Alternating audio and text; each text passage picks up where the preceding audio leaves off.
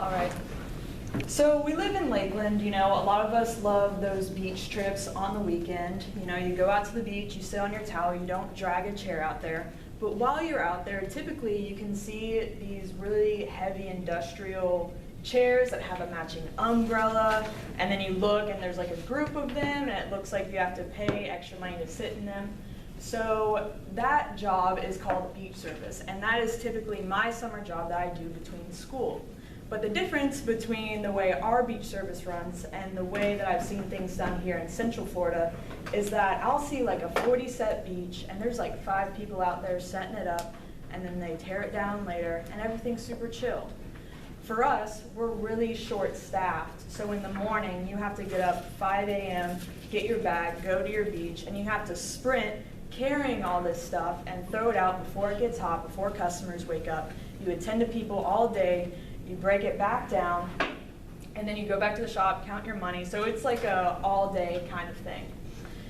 And the thing about this job is not only is it physically taxing, but also it's almost like the customers who come to you for that week on the beach just don't treat you like a person. I have been cussed out, screamed at, hit on by married men. Like, it is a nightmare. It is war out there, you know what I'm saying? And it's like, why do people do this job? And the reason why we do it is because it's a good way to make money fast, and college isn't gonna pay for itself. Now, with these conditions, you'd think the owner of the company or the boss, would have your back on these things. He knows what it's like to be out there in the sun, attending to people, but not our boss, not our owner. His name is Ted. I'm not worried about him finding this, so I'm just going to use his name. I don't get his last name, it's fine. But Ted, he's 70 years old, okay? Over the span of these 70 years, all 70 have been spent on the beach, either throwing chairs or surfing. Take about 20 of those years, throw a bunch of LSD in there, and now he is so rich that would make any person crazy. So that's Ted, okay? And the only way I can describe him is that he is just unhinged. And so that can add extra stress to the job. And my first season, I was working Labor Day weekend. It was a holiday weekend, but the thing is because it's in August, so many people went back to school, and we started later, and so we were really short-staffed. I was running a 4-person stretch on a holiday weekend. All of us were hurting, and I had this couple come down, and they wanted these chairs like right in front of the boardwalk, and I was like, it's 2 o'clock, all those spots are taken, but I have some chairs over here. I carry their stuff, I bring them to their chairs, everything's fine. All of us have radios on us, to which if you talk into it, every beach attendant gets that, like signal. And 30 minutes goes by, and Ted comes over the radio, and he's like, Mike, Mike, Mike, Mike, Mike. And that's our manager. He always says things like a million times. He was like, we have a problem. Whoever's running Sandy Key, they're lying to people. They're telling people that we're sold out, and we are never sold out. Perdido Beach Service is never sold out. And he's just losing his mind. But no one can respond because he's still holding down the button.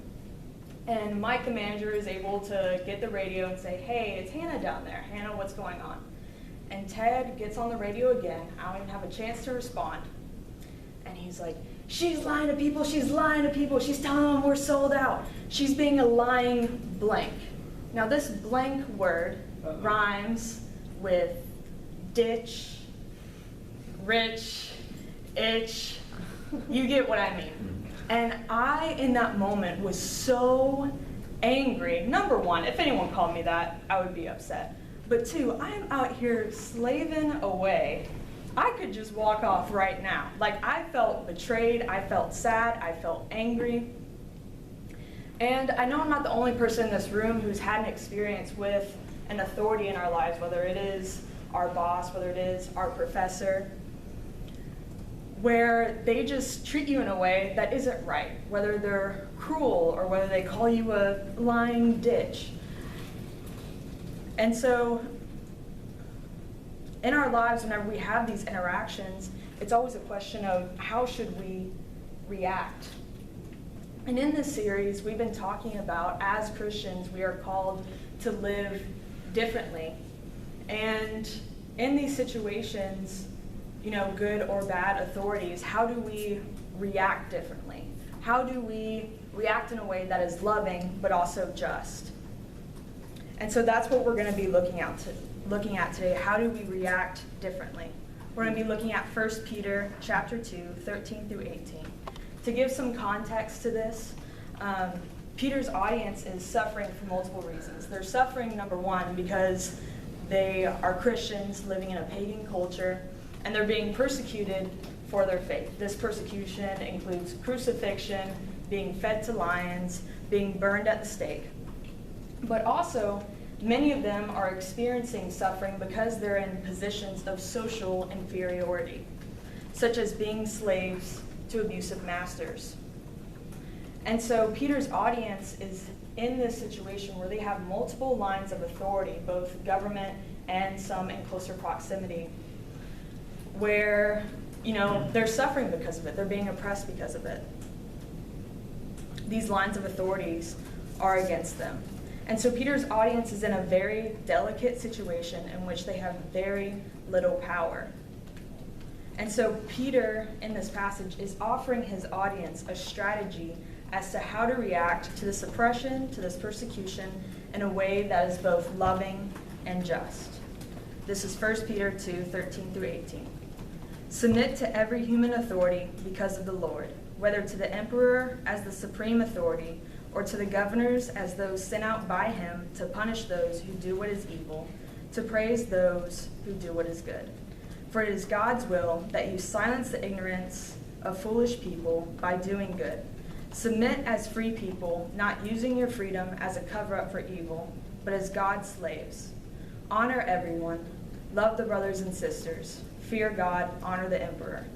Household slaves, submit to your masters with all reverence, not only to the good and gentle ones, but also to the cruel. Now, to address the elephant in the room, throughout our Christian history, there have been verses and passages taken out of context in order to abuse, to oppress, to manipulate. And these are one of those passages I found in my research that was taken out of context in American slavery to, keep slaves in their place so other people could have power. Also, during Nazi Germany, they took this passage and also Romans 13, which is written by Paul, that also talks about, obeying the government, obeying the authority over you. And they used those verses to get the Christians on board with genocide against the Jews. But slavery and corrupt government is not the heart of God, and it was not Peter's intention in writing this.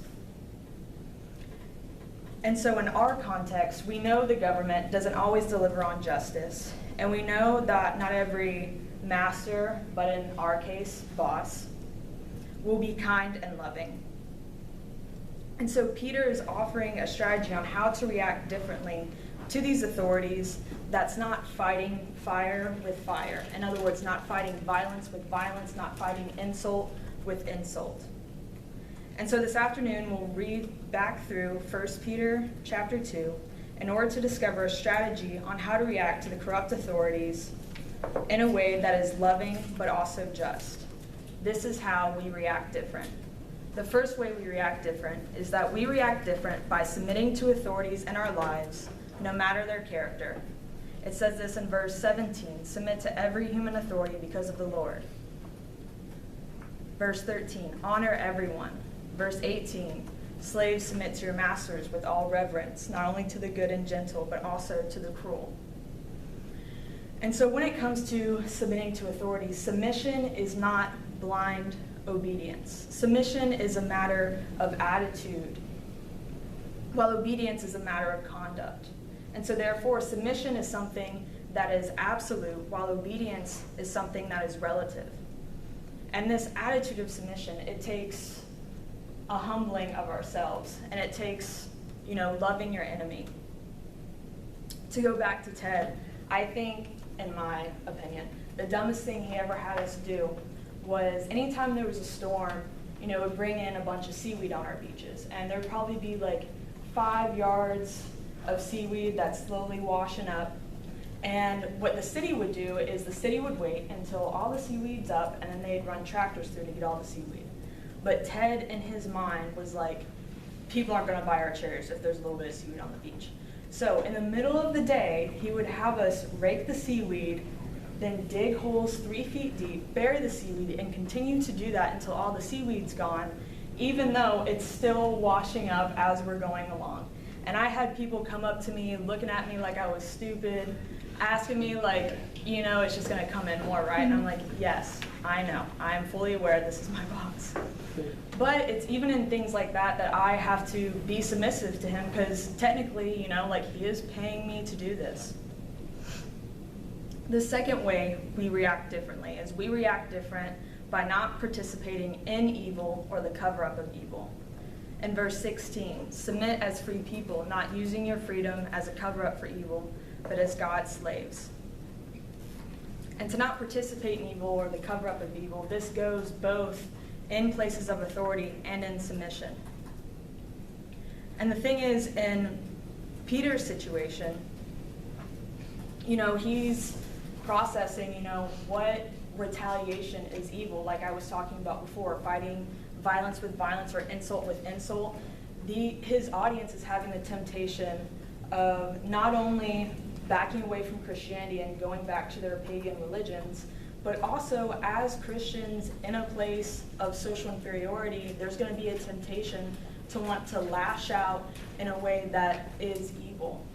And so what this means for us is whenever we're in those positions, we must not let our anger and our pain lead us to fight evil with evil. And the thing is that we have to learn what is evil based on how much time we spend in God's presence.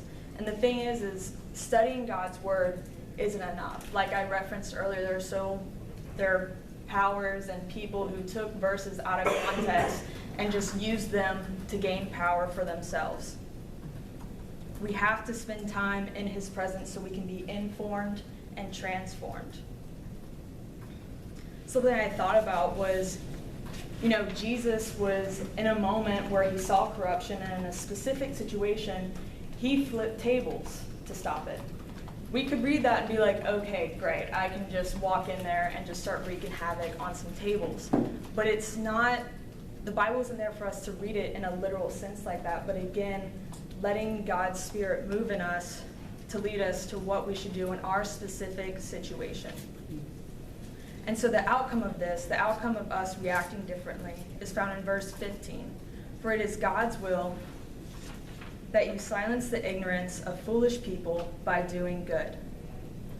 Going back to Peter's situation, something that made it very easy for the Christians to be persecuted during that time is that the Emperor Nero, he blamed a giant fire on the Christians. He was like, you know what, I bet they're the ones who did this. Other rumors that spread about Christians during that time was with communion, kind of like how Valerie led us through last week. You know, we drink wine, grape juice. They would have been drinking wine. And we broke bread in remembrance of Jesus, but we use this language of this is Jesus' blood and this is his body. And so with that language, rumors would be spread that Christians were cannibals. And so that's why it made it so easy to persecute them. And so what Peter is saying in his strategy to his audience is like, you know, all of them know all these rumors are being spread about them in order to persecute them, but he's saying, hey, let your actions lead them to be silenced in the rumors that are being given. And so in the way we react different, we silence ignorant claims. Going back to Ted, on that day, that was probably one of the worst days, but you know, I was really angry, and I was like, I'm about to walk off this beach right now, like I can't handle this, and in my opinion, I think it would be justified. But some other beach attendants calmed me down, you know, I packed everything up, I went back to the shop, and Ted was there, and I was like, hey, can I talk to you? And he was like, yeah, of course, Hannah, like as if nothing happened. Again, unhinged. And I talked to him, and I'm like, hey, this happened, that couple just called you and lied to you because they wanted to get what they wanted. And you know, instead of coming to me, calling me, asking me about the situation, you go off on the radio, you say all these things, like, that's so hurtful, but also with all the work I'm doing, like, I feel betrayed by you. And I was able to show emotion while still keeping my composure. And I think it's only just because I was really tired. But I was so angry, I was crying, and he was like, Hannah, Hannah, Hannah, I'm so sorry, Hannah, please forgive me, please forgive me. That's how he talks. And he was like, it'll never happen again, I promise. And I was like, okay, like if it happens again, like I'm leaving. And you know, the next day he comes over the radio and he's like, I'm so thankful for Hannah, whatever. And he had a manager bring me breakfast. And you know, that was about 3 years ago. And since then, he hasn't said any rude remarks to me, but also whenever he's treating other employees in a way that isn't good, in a way that is cruel, he'll listen to me whenever I tell him, like, hey, you know, this is why we're short-staffed. And he's able to treat other people better. And so it's because of the way I handled that, probably also because I'll rake seaweed whenever he wants me to, that he'll listen to me. It silences the ignorant claims of that couple saying that I told them everything was sold out. But to give another example that didn't go too well, I know this might be a little bit vague, but it's just we don't have very much time. I was working heavily involved at a church in high school, and then I was formally staffed by them whenever I was a senior. And at the time, there were things going on, abusive things that I didn't really realize until I got to Southeastern. And I was here for a year, and I realized, like, oh, that's not okay. And I was really torn. I was processing the things that had been done onto me and having to also walk with other girl students on the things that were happening to them.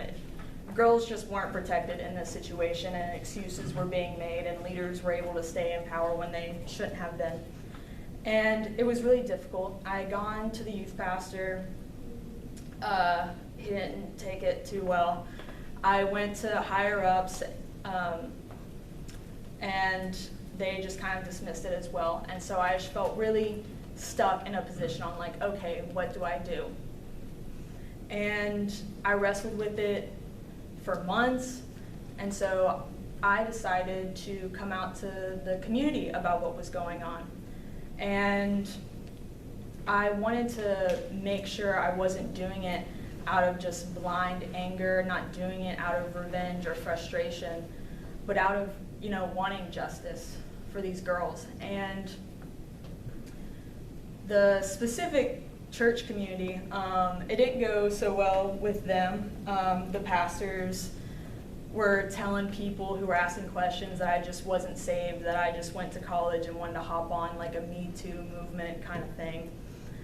And, you know, even though that went on, and, you know, those pastors like are all still in charge, at least the youth pastor who was, I guess, leading the whole thing, still on staff, but got moved from youth because the parents were so concerned. And I guess what I'm trying to say is, even though it didn't go exactly as planned, the people of the community, like, I had people reach out to me and say, like, hey, you know, this is really weird what's going on, but, you know, I trust you in the way that you loved our students, and we're staying at this church, but, you know, we'll be on the lookout. And for me, that meant the world, because I didn't want to cancel that church. I just didn't want abuse to perpetuate. And so in that situation, even though it didn't go as good as with Ted, their ignorant claims of just throwing me off like I'm just not saved or I'm doing this or that were silenced because of the way I handled the situation, because of the way I love their students. And I also don't want this to come off like, look how well I handled both of these situations. We could get coffee and I can tell you a million ways how I've messed up and how I've reacted. But I just wanted to give two examples of one that went really well and one that didn't go too well. And so in conclusion, we react different by submitting to authorities in our lives, no matter their character, and we react different by not participating in evil or the cover-up of evil. And so what do we do with that? How do we react different? How do we submit? And it's difficult because all of us are in different scenarios with different people, just as we're in a different time period than Peter's audience. But I made a few steps that I think are broad enough to speak to us in our situations. Step 1 would be to spend time in his presence, learning from Jesus' character. Step 2 would be to seek wise counsel, people